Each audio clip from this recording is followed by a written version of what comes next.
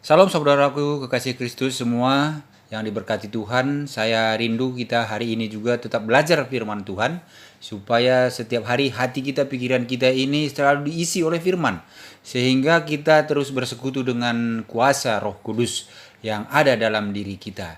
Nah, hari ini tema kita adalah pelepasan dari kuasa iblis. Kalau kita lihat bahwa Yesus Kristus ada 3 hal yang dia lakukan selama ada di bumi ini. Pertama yang menyentuh 3 masalah utama manusia, yaitu dosa, penyakit, dan perhambaan roh jahat. Yesus berkeliling memberitakan Injil Kerajaan Allah, menyembuhkan orang-orang dari berbagai penyakit, dan membebaskan orang-orang dari roh-roh jahat. Nah, Yesus berjalan keliling dari kota ke kota dan dari desa ke desa, memberitakan Injil Kerajaan Allah. Dan juga ke-12 muridnya bersama-sama dengan dia, juga ada beberapa orang perempuan yang telah disembuhkan dari roh jahat atau berbagai penyakit. Yaitu salah satunya yaitu Maria Magdalena yang telah dibebaskan dari 7 roh jahat. Atau Yohana istri Kusa bendahara Herodes. Susana dan banyak perempuan lainnya. Itu bisa dilihat di Lukas 8 ayat 1 sampai 3. Nah, begitu juga dengan penugasan yang diberikannya kepada para muridnya dan kepada gereja saat ini menyangkut 3 hal tersebut. Yaitu apa? Gereja atau hamba-hamba Tuhan harus memberitakan Injil. Gereja harus memberitakan Injil. Terus harus mengadakan penyembuhan penyakit. Harus ada di situ. Harus ada pelepasan dari perhambaan atau kuasa roh jahat. Nah, makanya ada firman di Matius 10 ayat 7 sampai 8 mengatakan bahwa pergilah dan beritakanlah kerajaan sorga sudah dekat. Sembuhkanlah orang sakit, usirlah setan-setan. Nah, itu artinya bahwa memang semua hamba-hamba Tuhan atau gereja harus memberitakan Injil dan juga mengadakan penyembuhan dan pelepasan. Nah, kalau kita simak di sisi sekeliling kita, saudara, terdapat 2 pandangan ekstrim yang mengenai setan dan roh-roh jahat itu. Pandangan pertama yang mengabaikan sama sekali adanya kegiatan setan dan roh-roh jahat. Bahkan ada yang menyangkal keberadaan setan dan roh-roh jahat. Artinya seolah-olah itu tidak ada roh-roh jahat, seolah-olah tidak ada setan. Seolah-olah ya cerita Alkitab mengenai hal ini adalah mitos saja atau dongeng. Nah, kedua, ada pandangan yang secara berlebihan juga yakin dan melihat bahwa setiap kemalangan atau kesialan dan dosa merupakan ulah setan, selalu disalahkan setan dan roh-roh jahat. Nah, kalau sakit umpamanya, terus usaha rugi, berdusta, mencuri, berbuat cabul, maka yang disalahkan terus itu karena sakit itu, karena roh sakit nih. Terus kalau bangkrut umpamanya usaha, oh karena roh bangkrut. Ya berdusta itu karena roh dusta. Mencuri, kita bilang karena roh mencuri ada pada dia atau roh cabul. Itu yang diusir-usir pada saat dikatakan pelepasan. Nah, pandangan ini membuat setan dan roh jahat yang selalu bersalah, yang membuat seseorang mengalami kemalangan atau yang berbuat dosa. Nah, setan dan roh jahat mungkin tertawa dan menertawakan anak-anak Tuhan yang menyalahkan dia sebagai yang keladi. Padahal orang yang bersangkutanlah yang memakai kehendak bebas atau free will yang diberikan Tuhan, ya, sehingga bersangkutan itu mengalami kemalangan dan berbuat dosa atas kehendak sendiri. Nah, ini bukan berarti menyangkal adanya kemalangan dan dosa yang memang karena seorang diikat atau dirasuk setan, namun harus kita sadar bahwa dalam banyak hal yang bersangkutanlah yang bertanggung jawab atas keadaannya. Kita harus bedakan kasus per kasus. Jangan setiap hal yang tidak baik terus kita katakan itu karena ulah setan, padahal itu atas keinginan dan kemauan kita sendiri. Karena itu kita harus mempelajari masalah pelayanan pelepasan ini dengan menyimak secara cermat ajaran Alkitab. Saudara sekalian, kita harus tahu sifat dan tabiat iblis atau setan. Pertama, yaitu iblis dan roh-roh jahat adalah roh. Namanya roh tidak memiliki daging dan darah atau tubuh jasmani. Kalau dilihat di dalam 1 Yohanes 4 ayat 4 dikatakan bahwa iblis atau setan adalah roh yang ada di dalam dunia. Nah, sebagai roh, iblis atau setan dan roh-roh jahat itu tidak kelihatan, namun mereka ini dapat mendiami atau merasuk seseorang atau sesuatu dia bisa merasuk orang sehingga orang itu bisa menjadi kuat, bisa menjadi loncat tinggi, nah bisa merasuk kepada benda sehingga benda itu bisa bergerak. Nah, itu bisa seperti itu. Nah, apabila roh jahat keluar dari manusia, itu dikatakan di Lukas 11 ayat 24 sampai 26, maka kalau roh jahat itu keluar dari manusia, ia pun mengembara ke tempat-tempat yang tandus mencari perhentian, dan karena ia tidak mendapatnya, ia berkata, aku akan kembali ke rumah yang telah kutinggalkan itu. Maka pergilah ia dan mendapati rumah itu bersih, tersapu dan rapi teratur. Lalu ia keluar dan mengajak 7 roh lain yang lebih jahat daripadanya untuk berdiam di situ. Maka akhirnya keadaan orang itu lebih buruk daripada keadaannya semula. Nah, ini dikatakan di Alkitab di Lukas 11 ayat 24 sampai 26. Iblis dapat mengambil bentuk yang dapat kelihatan. Seperti halnya ketika waktu menggoda Hawa dan Adam, ya, apabila mereka mendiami seseorang atau sesuatu, roh jahat ini, maka mereka dapat memakai bibir atau mulut orang itu yang dimasukinya itu untuk berkata-kata apa yang dia inginkan. Nah, makanya waktu Adam dan Hawa digoda, yaitu dikatakan di sana ular ialah yang paling cerdik, ya, ular yang dimasuki roh jahat, ya, maka dia yang berkata-kata kepada Hawa. Nah, ular itu berkata kepada perempuan itu, dikatakan, tentulah Allah berfirman, semua pohon dalam taman ini jangan kamu makan buahnya, bukan? Nah, tetapi itulah perkataan yang menggoda Hawa. Nah, kedua, yang kita harus tahu sifat iblis atau roh jahat ini, kedua, iblis dan roh-roh jahat memiliki kepribadian dengan intelek. Artinya punya akal, perasaan, kehendak, dan tanggung jawab moral. Memperoleh penghasilan besar. Ia mengikuti Paulus dan kami dari belakang sambil berseru. Katanya, orang-orang ini adalah hamba Allah yang maha tinggi. Mereka memberitakan kepadamu jalan kepada keselamatan. Nah, ini yang di Alkitab jelas sekali bahwa ada roh-roh jahat yang punya kepribadian atau intelek. Ya, di sini di Kisah 16 ayat 16 sampai 17 ini dikatakan sudah jelas. Nah, ada juga kalau kita lihat contoh lain itu di Lukas 4 ayat 33 sampai 35 dikatakan di dalam rumah ibadat itu ada seorang yang kerasukan setan dan ia berteriak dengan suara keras, "Hai engkau, Yesus orang Nazaret, apa urusanmu dengan kami? Engkau datang hendak membinasakan kami? Aku tahu siapa engkau, yang kudus dari Allah." Tetapi Yesus menghardiknya, katanya, "Diam, keluarlah daripadanya." Dan setan itu pun menghempaskan orang itu ke tengah-tengah orang banyak, lalu keluar daripadanya dan sama sekali tidak menyakitinya. Jadi saudara sekalian, dari sini kita tahu bahwa roh-roh jahat iblis itu punya intelek, punya akal, pengetahuan, ya. Nah, hal yang ketiga yang perlu kita tahu, iblis merupakan personifikasi semua yang jahat. Secara personifikasi dia semua bahwa hal-hal yang jahat, dia itu memang jahat. Karena itu selalu bertentangan atau berseberangan dengan Tuhan dan dengan orang percaya yang mengasihi Tuhan. Karena itulah mereka disebut roh jahat, karena bertentangan dengan kebaikan. Nah, kita lihat di Markus 1 ayat 23, itu di sini dikatakan mengenai bagaimana bahwa semua roh jahat ini, iblis ini merupakan personifikasi dari semua yang jahat. Pada waktu itu di dalam rumah ibadat itu ada seorang yang kerasukan roh jahat. Nah, ini di Markus 1 ayat 23 itu berarti menandakan bahwa iblis itu adalah suatu personal atau personifikasi semua yang jahat. Kalau di Efesus 6 ayat 12 juga dikatakan begitu, karena perjuangan kita katanya melawan roh-roh jahat di udara.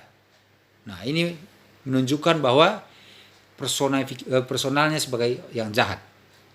Nah, terus ya, kalau di Matius 12 ayat 45 dikatakan, lalu ia keluar dan mengajak 7 roh lain yang lebih jahat daripadanya dan mereka masuk dan berdiam di situ. Maka akhirnya keadaan orang itu lebih buruk daripada keadaannya semula. Nah, jadi semua yang jahat itu adalah personifikasi dari iblis atau roh-roh jahat itu adalah semuanya yang jahat, perbuatan jahat. Nah, dia akan selalu berupaya mempengaruhi atau menghasut orang untuk berbuat dosa. Iblis akan berusaha terus. Barang siapa yang tetap berbuat dosa, berarti berasal dari iblis. Ini di Alkitab atau di firman Tuhan dikatakan juga di 1 Yohanes 3 ayat 8 dan ayat 10. Nah, makanya sebab itu iblis berbuat dosa dari mulanya, katanya. Inilah tandanya anak-anak Allah dan anak-anak iblis. Setiap orang yang tidak berbuat kebenaran tidak berasal dari Allah. Demikian juga barang siapa yang tidak mengasihi saudaranya, itu bukan berasal dari Allah. Nah, iblis adalah penguasa dunia. Ya, roh yang ada di dalam dunia yang menyesatkan seluruh dunia. Tetapi roh dengan tegas mengatakan bahwa di waktu-waktu kemudian ada orang yang akan murtad lalu mengikuti roh-roh penyesat dan ajaran setan-setan oleh tipu daya pendusta-pendusta yang hati nuraninya memakai cap mereka. Ini di Alkitab sudah dijelaskan di 1 Timotius 4 ayat 1 sampai 2. Jadi saudara sekalian, banyak contoh yang sudah dikatakan di Alkitab. Jadi kita harus paham sekali Alkitab itu tidak sembarangan ya kita untuk menerjemahkannya. Nah, lagi pengaruh jahat yang selalu diupayakan oleh iblis ini tidak dapat diremehkan. Kenapa? Ya begitu jahatnya perbuatannya sampai-sampai apa? Yesus memberi julukan pembunuh manusia sejak semula. Itu dikasih Tuhan Yesus julukan kepada iblis. Nah, sekarang berlangsung penghakiman atas dunia ini. Sekarang juga penguasa dunia ini akan dilemparkan keluar, kata Yesus. Itu di Yohanes 12 ayat 31 saudara bisa baca. Nah, terus dikatakan di 1 Yohanes 4 ayat 4 juga, kamu berasal dari Allah, anak-anakku, dan kamu telah mengalahkan nabi-nabi palsu itu. Sebab roh yang ada dalam kamu lebih besar daripada roh yang ada di dalam dunia ini. Jelas di Alkitab dikatakan bahwa kita ini anak-anak Allah, bukan dari dunia ini. Kalau dunia ini adalah milik si jahat, milik iblis. Sedangkan kita milik Kristus, maka dibilang kita bukan dari dunia ini. Nah, ini dia, iblislah yang menjadi bapamu, katanya. Kalau di Yohanes 8 ayat 44, ya, dikatakan iblislah yang menjadi bapamu dan kamu ingin melakukan keinginan-keinginan bapamu. Ia adalah pembunuh manusia sejak semula dan tidak hidup dalam kebenaran. Sebab di dalam dia tidak ada kebenaran. Apabila ia berkata dusta, ia berkata atas kehendaknya sendiri. Sebab ia adalah pendusta dan bapa segala dusta. Jelas sekali dikatakan di firman Tuhan. Jadi saudaraku, kekasih Kristus, kita semuanya harus ya paham sekali firman Tuhan. Maka jangan lupa membaca Alkitab, itu yang penting. Kita tahu segala sesuatunya mengenai kehendak Allah, apa yang Tuhan inginkan, bagaimana menghadapi hidup dunia ini yang dikuasai oleh iblis. Itu di Alkitab kita sudah diberikan petunjuk firman Tuhan. Makanya jangan lupa supaya tetap kita membaca Alkitab. Nah, hal yang keempat, iblis memiliki kuasa yang besar. Namun dia bukan maha kuasa dan tidak setingkat dengan Tuhan. Dia gemetar dan takut di hadapan Tuhan. Makanya di Yakobus 2 ayat 19 dikatakan begini, engkau percaya bahwa hanya ada satu Allah saja, itu baik. Tetapi setan-setan pun juga percaya akan hal itu dan mereka gemetar. Nah, jadi iblis itu punya kuasa, tetapi dia tidak maha kuasa. Dia takut di hadapan Tuhan, takut terhadap Tuhan. Nah, sebagaimana telah dikatakan bahwa iblis adalah personifikasi semua yang jahat, maka kuasanya yang besar itu pun yang jauh melebihi kuasa manusia dipakainya untuk merusak dan mengakibatkan penderitaan. Antara lain terjadi kebutaan pada manusia, terjadi kebisu. Nah, di Matius 9 ayat 32 sampai 35 bisa saudara baca, atau di Matius 9 ayat 12 sampai 20 ayat 12 dan Matius 12 ayat 22. Nanti saudara bisa baca itu. Nah, dia juga mengakibatkan bisa ada penyakit jiwa. Nah, keinginan untuk membunuh, keinginan menyiksa diri sendiri, dan berbagai perbuatan keji lainnya.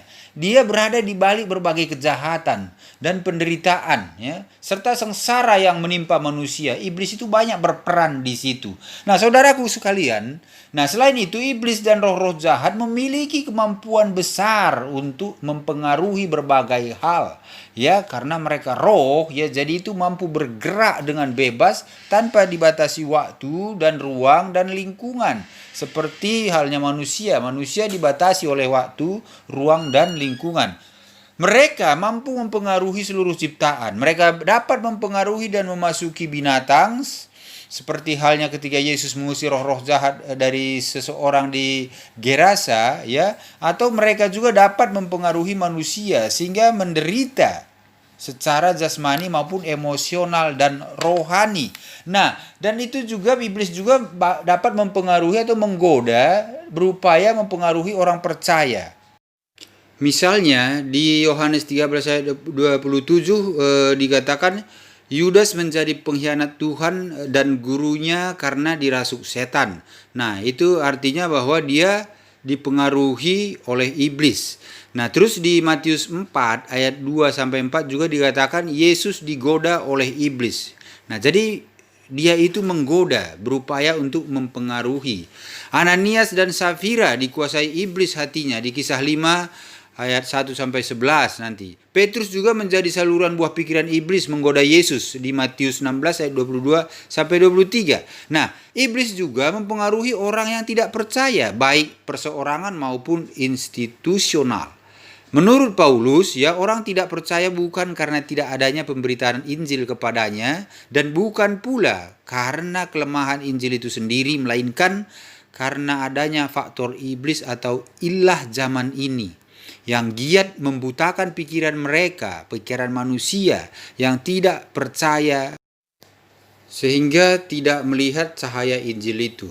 Nah, jika Injil yang kami beritakan dikatakan di 2 Korintus 4 ayat 3 sampai 4, jika Injil yang kami beritakan masih tertutup juga, maka ia tertutup untuk mereka yang akan binasa, yaitu orang-orang yang tidak percaya, yang pikirannya telah dibutakan oleh ilah zaman ini. Nah, ilah zaman ini maksudnya itulah pengaruh iblis itu, sehingga mereka tidak melihat cahaya Injil tentang kemuliaan Kristus yang adalah gambaran Allah. Saudaraku sekalian, ini jelas sekali di Alkitab, di firman Tuhan ini sudah jelas diceritakan atau dikasih tahu, disingkapkan apa aja, bagaimana cara kerja iblis ini, apa aja yang bisa dia pengaruhi, bagaimana dia mempengaruhi, dan apa akibatnya. Nah, ini sudah diceritakan semua. Jadi saudara sekalian, kita perlu mengetahui ini supaya kita tidak tertipu oleh iblis.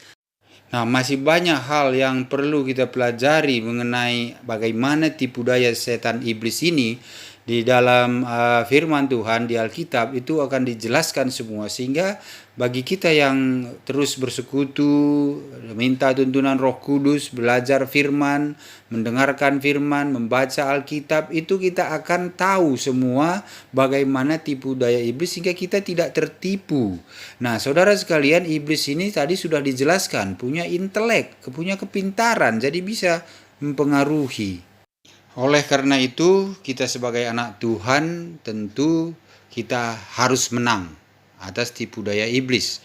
Makanya setiap saat, ya, setiap hari jangan pernah kita lupa untuk terus berdoa, terus minta kekuatan dari Tuhan, minta hikmat Tuhan, supaya apa semua yang iblis mau lakukan terhadap orang percaya, terhadap diri kita, kita sudah dibentengi atau dipagari oleh firman Tuhan, sehingga tidak bisa terpengaruh atau tidak berkuasa atas orang percaya. Nah, ini yang saya mau sampaikan kepada kita sedikit banyak mengenai iblis ini, supaya kita tahu, ya, sehingga kita tidak tertipu dan kita juga tahu bagaimana untuk melakukan pelepasan dari kuasa iblis. Jadi seperti seorang petinju, kita harus mempelajari juga kelemahan-kelemahan lawan kita sebelum bertinju. Makanya juga si Paulus bilang, aku bukan petinju yang sembarangan meninju. Artinya kita harus tahu kalau kita bertindak itu itu sudah pasti kepada sasaran. Nah, demikian juga kenapa kita perlu mempelajari bagaimana sifat dan tabiat iblis ini supaya kita tahu bagaimana untuk mengalahkan dan mengusirnya. Tentu semuanya ini atas kuasa dan roh Allah yang ada dalam diri kita. Nah, demikian firman ini, biarlah firman ini memberkati saudara dan saya percaya Tuhan Yesus menyertai kita semua. Haleluya. Amin.